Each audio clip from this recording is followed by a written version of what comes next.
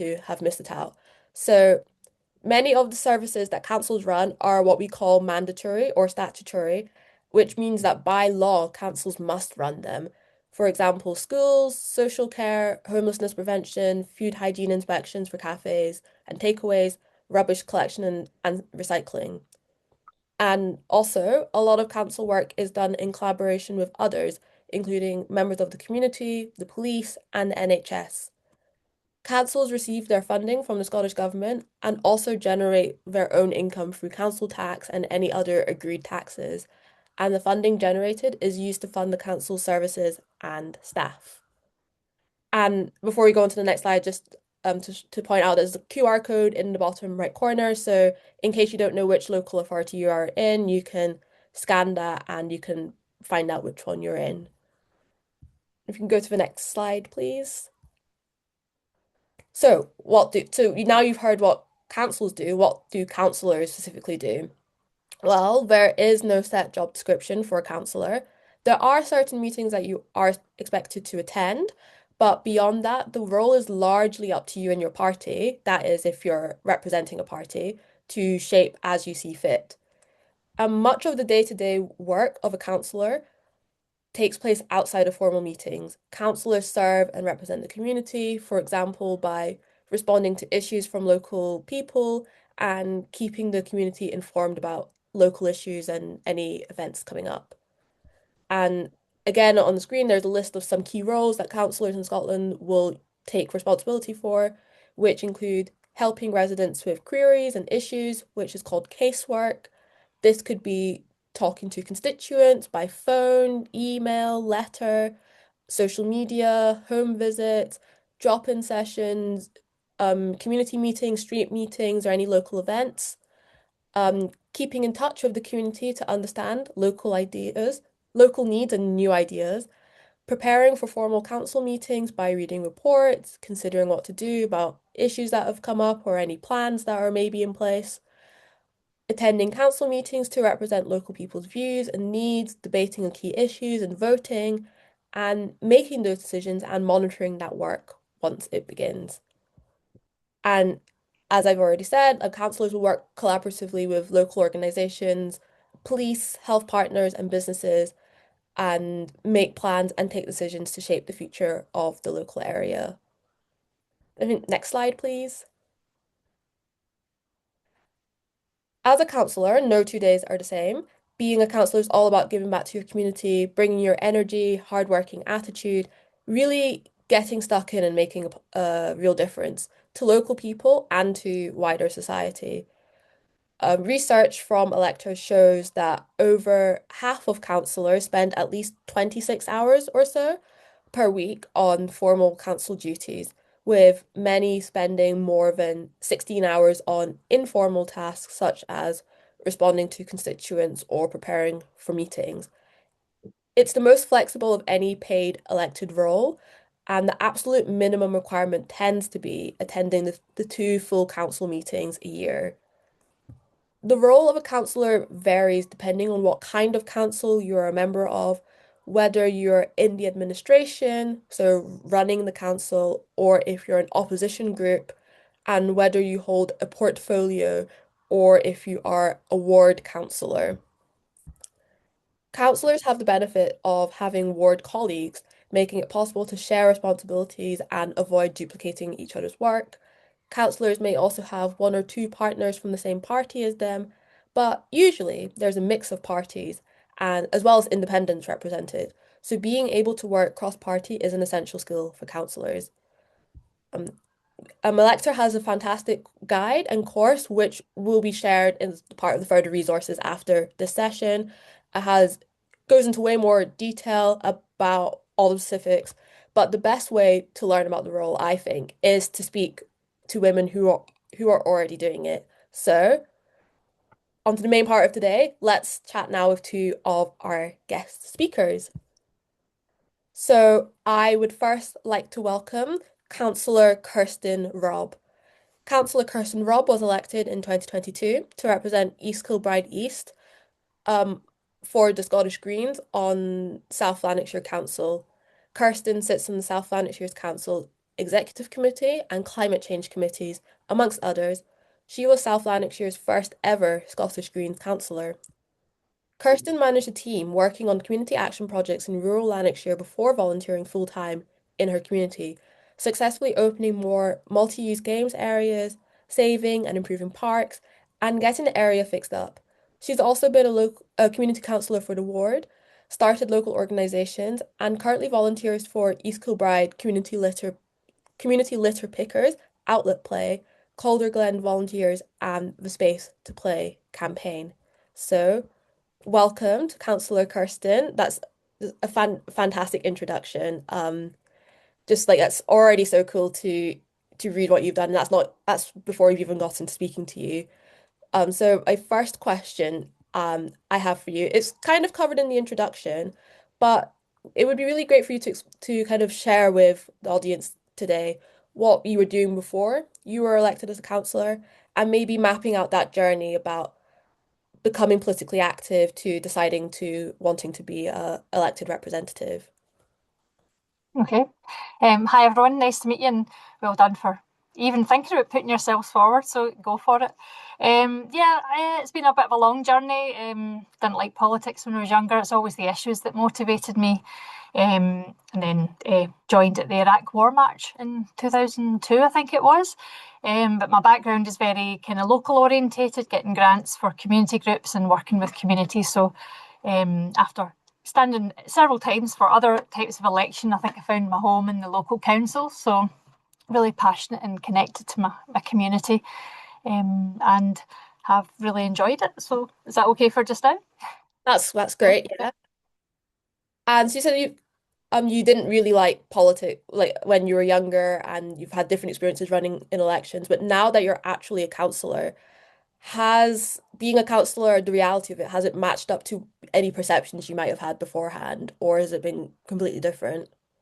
Yeah, I'm still not a very political counsellor. It's always motivated me to getting stuck in with the issues and helping local people. So that's my main motivation.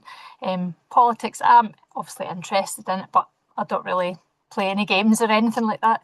But yeah, in terms of how it is reality, I would say it's even better than I thought because it's obviously got challenges as well. But you feel from being an activist, you sometimes don't get the open doors, or other councillors are not listening, or you can't get free, or everything has to go through freedom of information requests. But as a councillor, you get really quick responses. The doors are open, so you can be that conduit to the community and try and help the community through the corridors of power, in how they express things or bring their voices into things that are happening. So really enjoying it.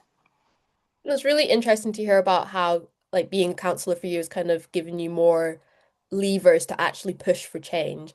And I also really like that bit about just not playing games, which maybe is not, can't say it's the case for all politicians, but it's definitely good to have more politicians that are really focused on like those issue based.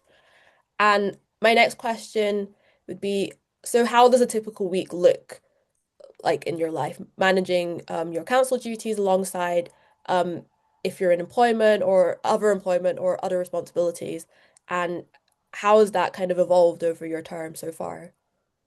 Yeah, I kind of made the decision since I was the first Green, and to really go for it and make the most of the opportunity. I've been working for a long time, so I had the chance to do that. So I find, and I've got two growing up boys, but they're still young, need a bit of care and things like that. So it's a really good work-life balance to do just a counsellor job. It's different if you have to work, do an employed job as well. But there's ways to manage that too. But so I really just get stuck in, and I can also be around for the family as well. So it's yeah, I enjoy that kind of balance. That's really Like nice to hear about those very about. flexible as well. You know, you can, if you have to visit the kids' school or something like that, you can work in the evening or community meetings at all. As you said, it's your own. You make it your own. And like colleagues or and like council staff are very like receptive to that flexibility, would you say? Yeah, I mean you're kind of in charge of your own time. You can enjoy it if you have a child sick at home, you can join online, and a lot of people join online anyway, or you can go in. It's kind of you make the job what suits your lifestyle, and I live in the community that I represent as well, so I'm always at different things anyway. So yeah, yeah. It's really great to hear. And what would you say, what's been your biggest win as a councillor so far? Um, I think just helping an individual case basis, helping people through.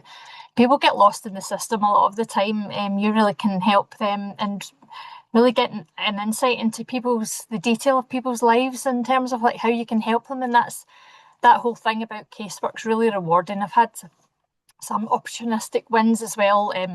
One example is there was a bit of money left over, and don't think anyone had thought of proposals other than just taking it forward to the next year in the budget process. But I knew they're introducing a garden waste charge, and the officers hadn't really brought forward anything on an alternative to people paying for that. So I said, why don't we use a bit of money for compost bins and also put more money into fly tipping and uh, addressing the litter issue and so on. So I think that was a bit of a win as well, and which has gone down really well.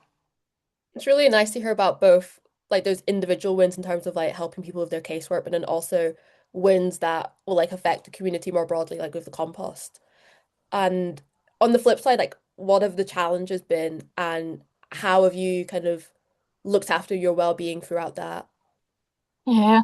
I think it's definitely challenging as a new councillor to learn the ropes, but it is a learn on the job type thing. I think some of the support that I her, I wish I'd probably done some of that earlier, but it's definitely learn on the job. Being a lone councillor and the only green as well was quite a challenge, but in terms of there's other green councillors in Scotland and liaising with them and having somebody to liaise with you and your branch as well is really important. A volunteer is really useful to run ideas past as well because it takes you a while to develop relationships with other councillors and know who's a good person to go to, who can you trust, and all that stuff. So, yeah, and just spotting the moments when you're like, need to step away. That's really good. One thing that's really sticking out to me is that idea of relationship building and also like managing your time, knowing when to like take a break, when to do certain things. So that sounds like really good ad kind of advice like from your experiences to share with the audience. And I have lost where I am in my briefing. What is the last question I want to ask before I bring in our other counselor is what is one thing that you wish you had known when you're at the start of your journey? Probably having an experienced buddy along the way would have been quite good just to run things past and ask questions. So that'd be the one thing. The other good thing is consensus building at budget time. That was the other challenge. Budget time is really difficult, but improving processes and things like that. So maybe knowing a bit more about budget processes would have been good, but learn as you go and you just get stuck in and make mistakes and pick yourself up again and things like that. Oh, well, thank you so much for all of your answers so far. And I guess in a way, like you being here, being able to talk to our audience members, it's kind of not exactly buddy in the same way, but being able to impart that wisdom, like it's a really nice kind of like full circle moment almost, like from being in a position where you didn't know everything before to being able to share that with kind of the next people who might want to become counselors. So yeah, thank you. Yeah, definitely good to Not that reflect on it. yeah, it's not the last we'll be Thank you. hearing from you today, but thank you so much so far. And I would now like to introduce everyone to Councillor Sally Pattle. Hello. Hello, Sally. So, yes, Councillor Sally Pattle was also elected in 2022 to represent the Linlithgow ward for the Scottish Liberal Democrats. So that's in Linlithgow is in the West Lothian Council. She is the first ever Scottish Liberal Democrats councillor in West Lothian Council. She chairs the Linlithgow Local Area Committee, as well as sitting on the Education and Education Quality Assurance Committees, Planning Committees, Economy, Community Empowerment and Wealth Building Policy Development, and scrutiny panel and the council executive. She grew up in Linlithgow and now also runs a bookshop on the Linlithgow High Street, and she has been an active member of the High Street Traders and was previously a community councillor. So, welcome, Sally. Thank Similarly, you very so much. much good stuff already going on from what I've read, so it's really exciting to hear more from you. So, kind of similar questions. So first off, like, what were you doing before you were elected as a councillor? And again, kind of, can you tell us a bit about your journey from deciding to become politically active to wanting to run as an elected representative? Yes, thank you. And thanks very much for again for inviting me along today. I'd said previously that Cllr was really helpful to me during lockdown. I attended a series of workshops and it really helped to sort of crystallize and formalize how I was going to properly run in 2022 because I'd run previously with no hopes of getting elected. So the 2022 election was the one that was like, right, we're going to crack this. And Cllr was enormously helpful. So it's great to be back and talking today. And in terms of what I was doing before, it's pretty much the same as I'm doing now. I do have my own business. I run Far from the Madding Crowd bookshop in Linlithgow. I had been doing that for several years before becoming elected. I am still doing that. I am quite tired. It is fine. um, and in terms of my journey, I joined my party when I was at university. So I'd been in with the bricks, for a very long time. I'm not going to tell you how old I am, but I'm quite old. So so I had been politically active, just sort of in the background, and I had left my hometown of Linlithgow. I'd lived away, traveling and working for about 20 years. And when I moved back, there wasn't a local branch that was active. And I was like, well, that seems a bit weird because I think that lots of people who live here have similar values to me. So I went about setting up the branch, and then there were a lot of people that joined, and we did have similar mindsets. And we just sort of thought, yeah, I think that Liberal Democrat representation on the council is probably something that could be needed in West Lothian because we've never had it. So we focused on the 2022 elections, and that's how we got there.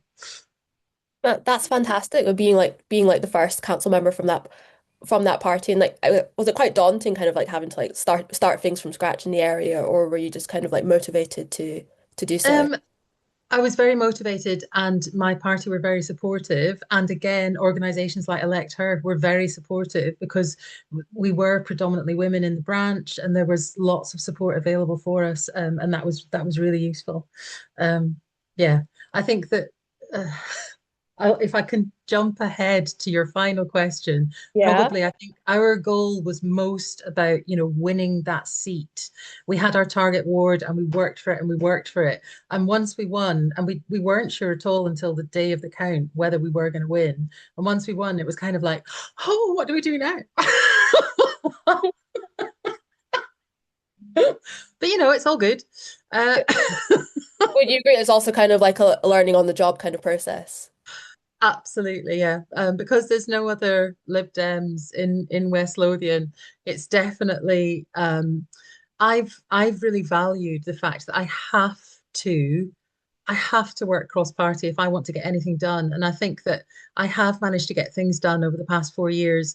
And I know that all of them have been hard won. And I'm not fussy about who I work with. I'm very similar to Kirsten. I'm very small party political, small p party political. I know what I think is right for the community I represent because I listen to the community and what they're telling me, and our priorities tend to align. So I will do anything that I can to forge a relationship with officers, with other parties in order to get that win for my community. That's my priority. And I understand that would be entirely different were I in a bigger party group because I know that from my ward members. There's three of us in my ward, and the other two are in the two largest political groups. And they very often have to do things that they don't think is in the best interest of their ward because it goes against what their party group is saying, which has been so interesting. So I feel very lucky in that sense. Really interesting reflection, especially on like how like your work as the councillor could be impacted by like kind of depending on like the size of your party and like kind of any other implications that come alongside that. But it's really nice to hear like similar to Kirsten that it's all about for the two of you, it's all about like that small p politics, about really listening to the community. I So think that's what local government is about. It's different when you're in a different elected environment. mhm. So Holyrood, Westminster, they are different environments. But for me, local government, and for me, that is the one that touches most people's lives. It is the most important function of governance that we essentially have in terms of people's daily lives. If you are invested in your community, and like Kirsten, I live and work in the community that I'm lucky enough to serve, then you're wanting to do the best for that community. And I don't think that party politics should really come into that. Uh, don't tell them I said that. Too late, it's being recorded. Well, we'll keep it between us and everybody who might be watching the Okay. recording. But yeah. And so what does a typical week in your life as a counselor look like? Oh my God. Especially Yeah. thinking about, like, as I said, you're still running your business. So how do you balance that, counsel, any other responsibilities that you might have? So I was like, right, well, I could just run through my diary from this week because it's just been insane. No week is the same. I literally can't tell you. So for example, I'm the chair of SESTRAM, which is the South East Scotland Regional Transport Partnership. Again, like I'm really invested in improving public transport, and I think that the regional model is the best way to do that because, West Lothian is connected to Mid Lothian to Edinburgh to Falkirk. I think that's best done on a regional basis. But yesterday we had there are 8 regional transport partnerships in Scotland, and they'd all come down for a meeting. We actually had it in South Queensferry, and we took them on a boat trip after the big meeting, and we saw a dolphin, and so that was brilliant. But then I had to go back to the bookshop because we've got a big event tonight, and we've got our schools festival next week, so I'll be in a marquee with 1,500 school children on Monday, Tuesday, Wednesday. And then I've got to, I'm going to have to attend council meetings online from my car on Tuesday because I'll be in the marquee doing the festival. Yeah, it's a lot, but I think again I'll jump ahead and talk about my well-being because I could have burnt out, I think, really easily, particularly again because like Kirsten, I'm a lone councillor. So I have to if we want party representation on a certain committee or at a certain event, it's me. I have to be there. And obviously I have obligations. I am an employer. I run a business. We do a lot of community work. Again, it's me that is the business owner. I have to drive that. I have to keep that going. And I have a responsibility to my staff as well to ensure that the business is viable and that we are making enough money to pay them. So I have learned over the past 4 years to prioritize and prioritize well. I keep my Sundays sacrosanct. I will not look at a device. I will not look at an email. I won't look at my phone. I need that day. I don't mind the rest of the 6 days. I don't mind if it's evenings. I don't mind if it's early mornings. I'll pick up emails when I can, but I need that one day as a reset. I also, whenever I can, this is going to sound ridiculous, but I have like a yoga kit in my car. And if there's a yoga class happening and I can attend, I will go. I have a swimming kit in my car. If I know I can get for a swim, it doesn't matter what time of day it is, I go because I need that time for me. I have to keep that balance. So I think it is very full on, and I don't want to sugarcoat it. Like it's a lot.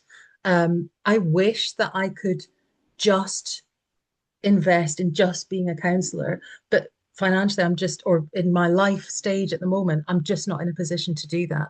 So it is a lot. And I would say as well that were I in a bigger party group on the council, the pressure would be off. I wouldn't have to attend as much as I do. But saying that, I have found it overall hugely positive because I've learned so much. And council officers have bent over backwards to help me understand parts of the planning process that I didn't know, how to request things, what is possible, what the council is actually responsible for. If they're not responsible, who can I signpost people to? So it's my understanding of local government is is so much better now, and will be forever grateful for that. There's so much like just Sorry. really like no, there's so much really interesting. It's like kind of like let's take a moment to like oh, someone's entered the waiting room. It's just like taking a moment to really take all of that in. So much there about like prioritizing, about keeping those Sundays free, about having like being prepared, like having your yoga kit, having your swimming kit, and like also just with like learning from other people, kind of like other counselors taking that time to help you, and perhaps in turn when there are new counselors later, like maybe like you would return that offer as well. So it's just Yeah. there's so much there. Love it. Um, another question I want to ask you. I am conscious I do want to get some questions from the audience as Yeah, well. But absolutely. there's something that stuck out to me from what you said earlier about some of the wins being really hard fought. Um, and maybe would you like to tell us about some of those wins and why they were perhaps hard fought, but why they're important? So I think in terms of like a big win, I think like Kirsten, it's individual casework. So helping somebody who's disabled get a drop pavement outside their house, that was life changing for them, and they had just got lost in the system. Again, people who are vulnerable, they don't use the internet, but they've got a problem with their housing. To be able to actually get them in front of a housing officer has been so important. So that kind of thing to me is much more important than sort of maybe the bigger policy wins. Although I am quite proud that I drove through. We're doing now. We're looking at the use of mobile phones and smartphones in across our school estate, and I was the one that brought that forward 18 months ago. And the other parties were a bit like, why? Why are you bloody hippie who's a Luddite with your bookshop? Why are you bothered? And it turns out that yes, it was a really valuable piece of work. So, and again, I had to work really hard to get the other parties to understand why this was going to be a priority for a lot of people, because I had talked to parents and teachers who were desperate for that piece of work to be done. Thank you so much for that. Thank you. Yeah. Sorry for rabbiting. No, no rabbiting at all. It's all been so useful. I would now like to kind of open it to the floor. So if anybody has any questions, you can either write it in the chat, or if you would like to, you could raise your hand and maybe come off mute, and you could ask your question. And the questions can be aimed at Sally or Kirsten or both of them. It could also be aimed at David from the Improvement Service, or from Rosie and Katie as well from Elector. So any questions, fire away.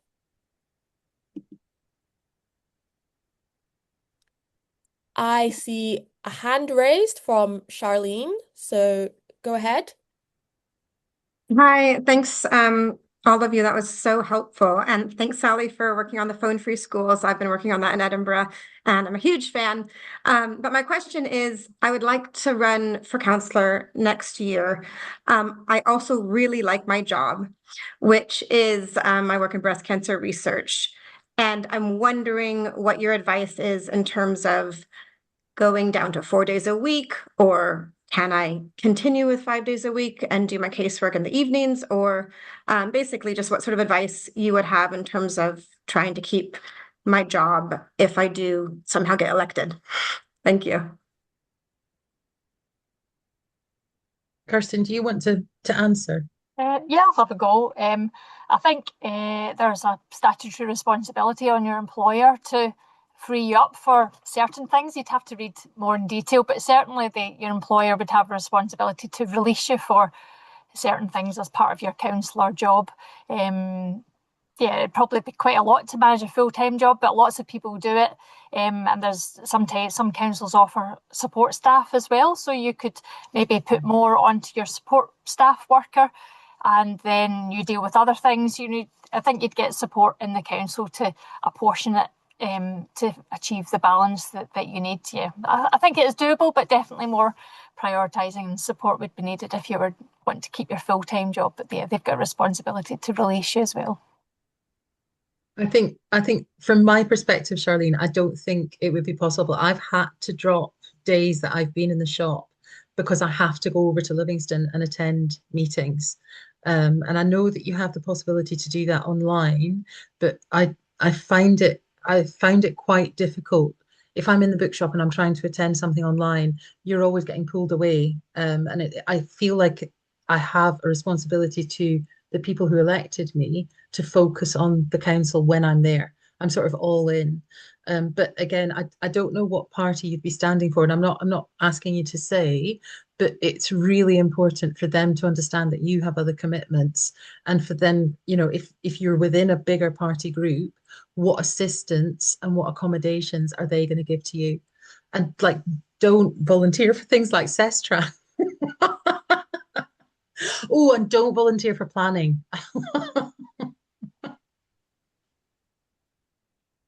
Thank you so much for that question, Charlene, and for Sally and Kirsten for answering. Does anybody ha else have any other questions?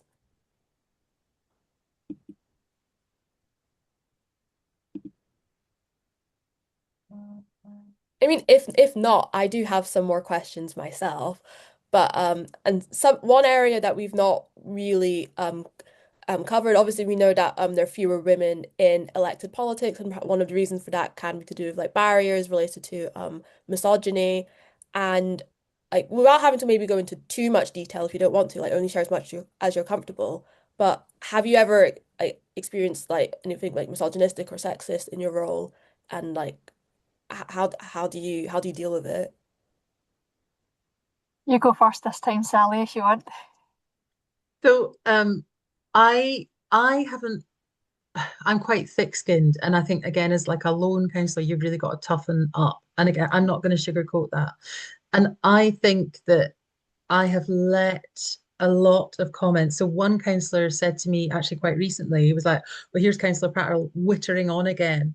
And I think that I don't think he would have said that to another male councillor.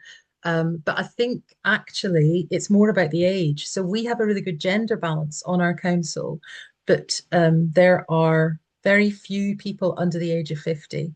And I think that that is probably because it is a difficult thing to balance if you have a full-time job, if you have young kids.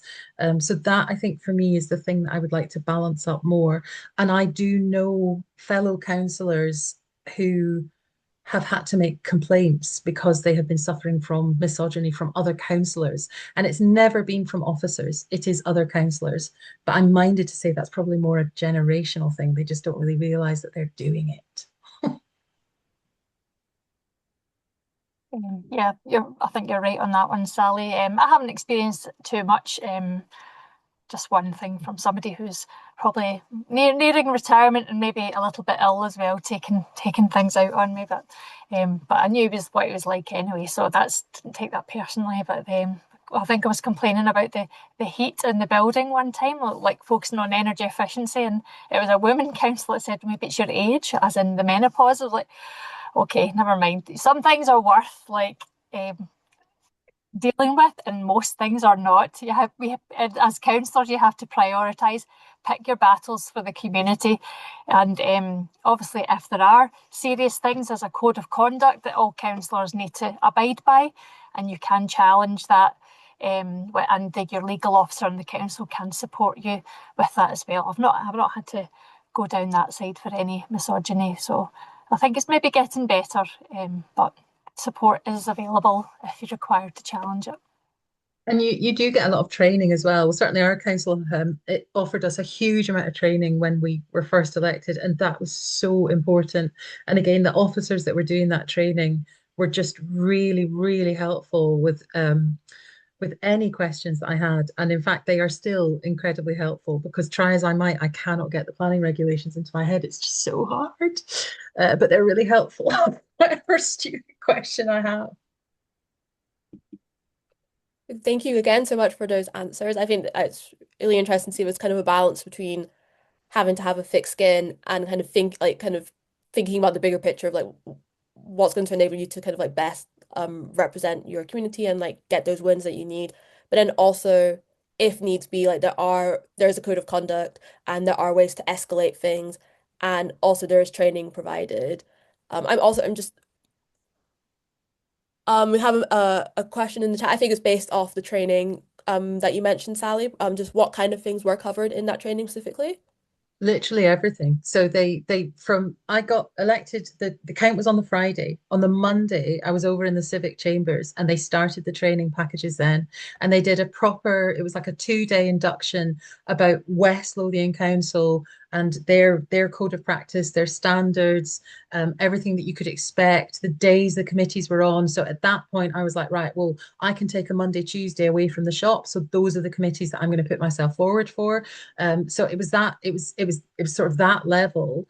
And then they ran a brilliant program of training, and they still do it. I mean, we get maybe 6, 7 training sessions a year, and that covered everything from housing to dealing with domestic abuse to planning, which is hard, but also, the advice shop. Literally every service that the council covered, a different service would offer a training session, which were recorded. You could attend live, you could attend later, you could ask questions in writing or in person. They've been brilliant.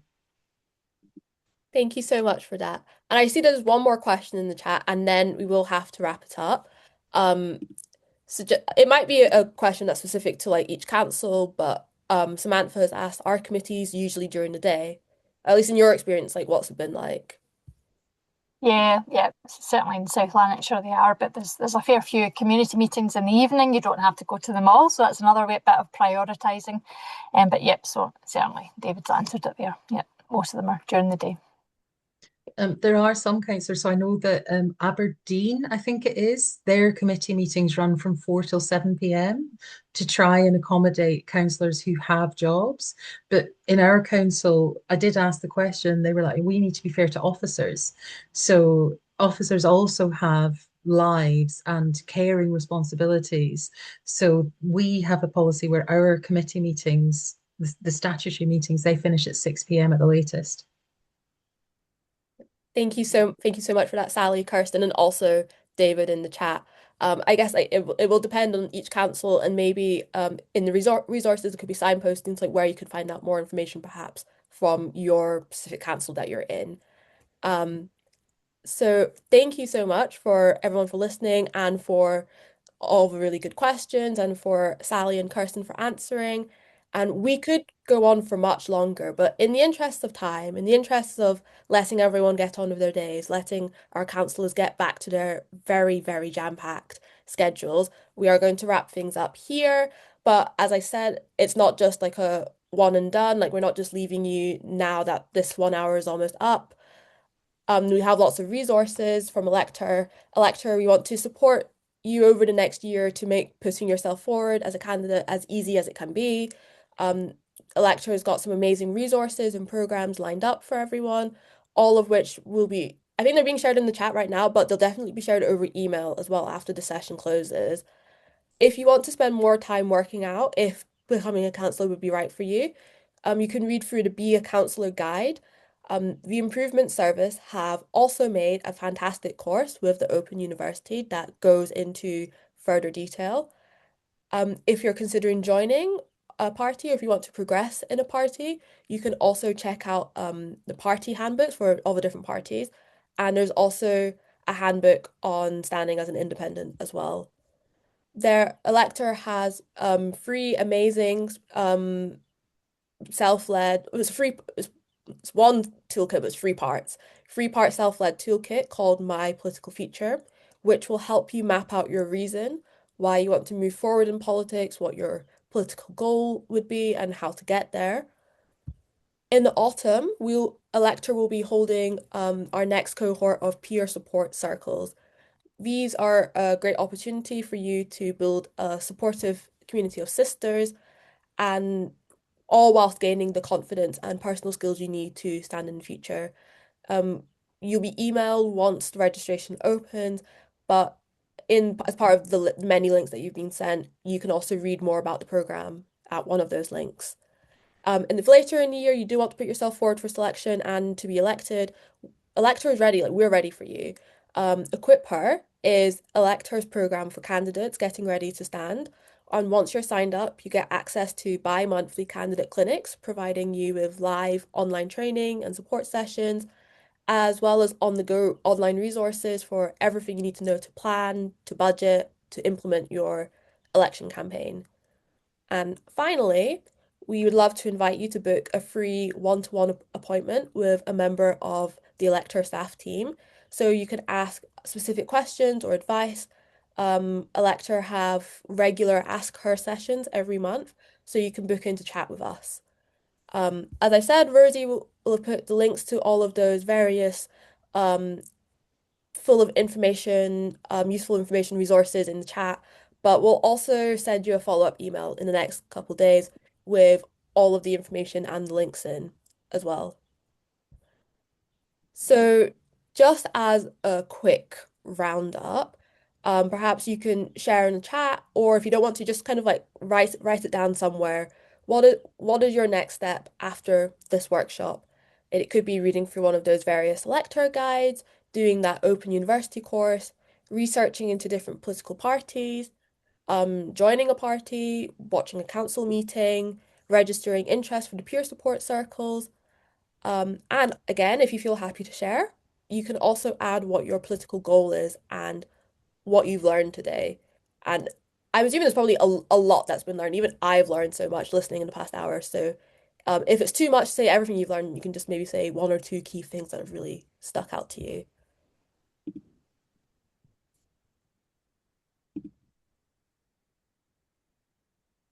And finally, as well, one last thing before we wrap up, it would be great to take 5 minutes to hear what you thought about today's session. We'll be launching two short Zoom polls, one reflecting on today and one looking ahead to the future. And please take a couple minutes to select just which answer feels most suited for you. I think something should have just come up now on your screen.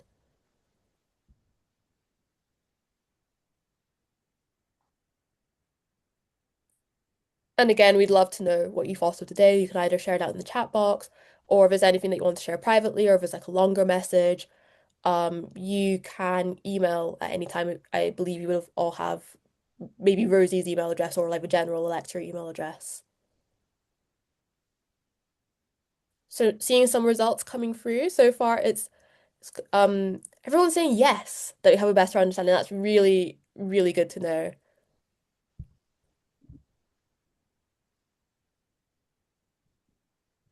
Looking for the other questions as well.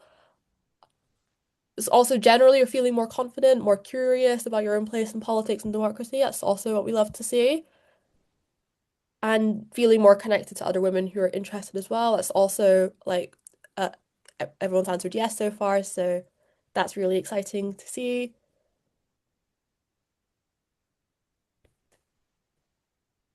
And yes, everyone, practical ideas, skills, tools. This is really positive feedback so far. Thank you so much.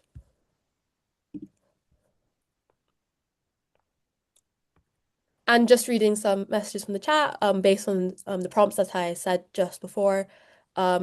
Francesca saying that that they will look into elector resources and signing up um, for another workshop.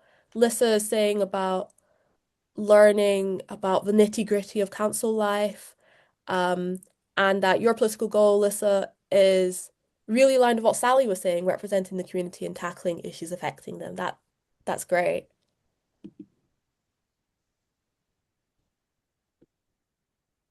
I'm just going to launch the other poll now that's looking forward. So hopefully that should come up for you.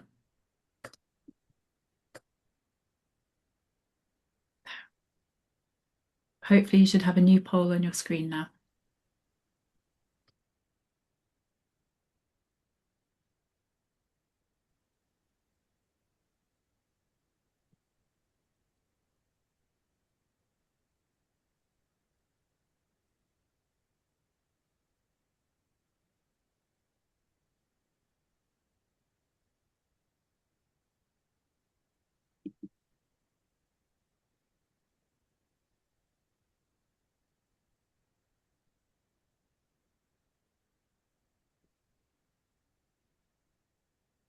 Again, looking at the answers so far, it's again looking mostly positive around being able to see how political engagement or standing for office could relate to your own life, in regards to feeling more supported to explore these future opportunities, the motivation to take these further steps, and feeling confident engaging with people who have different political views. So that's all really good. And Samantha, that's not, I'm assuming that's not a problem at all. We'll look forward to seeing you this evening. And it's no problem at all.